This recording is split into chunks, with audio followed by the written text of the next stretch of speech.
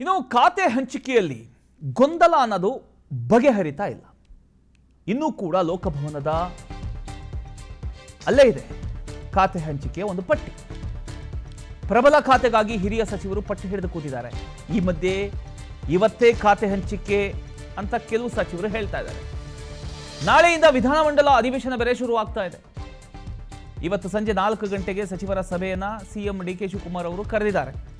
So ಈಗ ನಾಳೆ ಅಧಿವೇಶನ ಇಟ್ಕೊಂಡು ಇನ್ನೂ ಪಟ್ಟಿ ಫೈನಲ್ ಆಗಿಲ್ಲ ಅಂದ್ರೆ ಏನು ಮಾಡಬೇಕು? ನೂತನ ಸಚಿವರಿಗೆ ಖಾತೆ ಹಂಚಿಕೆ ವಿಚಾರದಲ್ಲಿ ಕಾಂಗ್ರೆಸ್ ಸರ್ಕಾರದ ಒಳಗಿನ ಗೊಂದಲ ಈಗ ಮತ್ತೆ ಮುಂದುವರಿತಾನೆ ಇದೆ. ಖಾತೆ ಹಂಚಿಕೆ ಪಟ್ಟಿ ಇನ್ನೂ ಕೂಡ ಲೋಕಭವನ ತಲುಪಿಲ್ಲ ಅಂತ ಹೇಳಲಾಗ್ತಾ ಇದೆ. ಇನ್ನೂ ಕೂಡ ಲೋಕಭವನಕ್ಕೆ ತಲುಪಿಲ್ವಂತೆ. ನೋಡಿ, ಇನ್ನು ಲೋಕಭವನಕ್ಕೆ ತಲುಪಿ ಅಲ್ಲಿ ಅಂತಿಮ ಮುದ್ರೆ ಆಗಬೇಕು. ಸೊ ಪ್ರಬಲ ಹಾಗೂ ಪ್ರಮುಖ ಖಾತೆಗಳಿಗಾಗಿ ಹಿರಿಯ ಸಚಿವರು ಪಟ್ಟು ಹಿಡಿದಿದ್ದಾರೆ ಅಂತಕ್ಕಂಥ ಮಾಹಿತಿ ರಾಜಕೀಯ ವಲಯದಲ್ಲಿ ಕೇಳಬರ್ತಾ ಇದೆ. ಸಂಪುಟ ವಿಸ್ತರಣೆಯಾಗಿ ಹಲವು ದಿನಗಳು ಕಳೆದರೂ ಕೂಡ ಯಾರಿಗೆ ಯಾವ ಖಾತೆ ಅಂತಕ್ಕಂಥ ಒಂದು ಪ್ರಶ್ನೆಗೆ ಇನ್ನೂ ಕೂಡ ಸಂಪೂರ್ಣ ಸ್ಪಷ್ಟತೆ ಅನ್ನೋದೇ ಸಿಕ್ಕಿಲ್ಲ. ಅದರಲ್ಲೂ ಪ್ರಮುಖ ಇಲಾಖೆಗಳಿಗಾಗಿ ಸಚಿವರ ನಡುವೆ ಒಂದಿಷ್ಟು ಪೈಪೋಟಿಗಳು ನಡೀತಿರೋದೇ ಖಾತೆ ಹಂಚಿಕೆ ವಿಳಂಬಕ್ಕೆ ಕಾರಣ ಅಂತ ಹೇಳಲಾಗ್ತಾ ಇದೆ. ಇನ್ನೊಂದು ಕಡೆ ಇದೆಲ್ಲ ಚರ್ಚೆಗಳು ನಡೀತಾ ಇದ್ದಾವೆ. ಅಫ್ಕೋರ್ಸ್ ಚರ್ಚೆ ನಡೆಯುತ್ತೆ.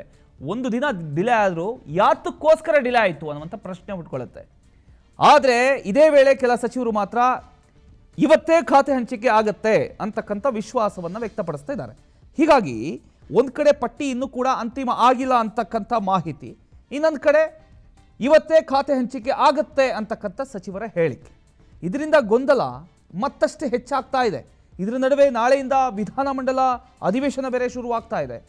ಖಾತೆ ಇಲ್ಲದೆ ಸಚಿವರು ಸದನಕ್ಕೆ ಹಾಜರಾಗಬೇಕಾದಂಥ ಪರಿಸ್ಥಿತಿ ನಿರ್ಮಾಣ ಆಗುತ್ತಾ ಹಾಗಾದರೆ? ಅಥವಾ ಅಧಿವೇಶನಕ್ಕೂ ಮುನ್ನವೇ ಖಾತೆ ಹಂಚಿಕೆ ಮಾಡಿ ಸರ್ಕಾರ ಸ್ಪಷ್ಟತೆಯನ್ನ ತರಬಹುದಾ ಅನ್ನೋದು ಒಂದು ಕುತೂಹಲ. ಇವತ್ತು ಸಂಜೆ ಮೀಟಿಂಗ್ ಇದೆಯಂತೆ. ಮೀಟಿಂಗ್ ನಂತರ ಏನು ಮಾಡ್ತಾರೆ ಅನ್ನೋದು ನೋಡಬೇಕು.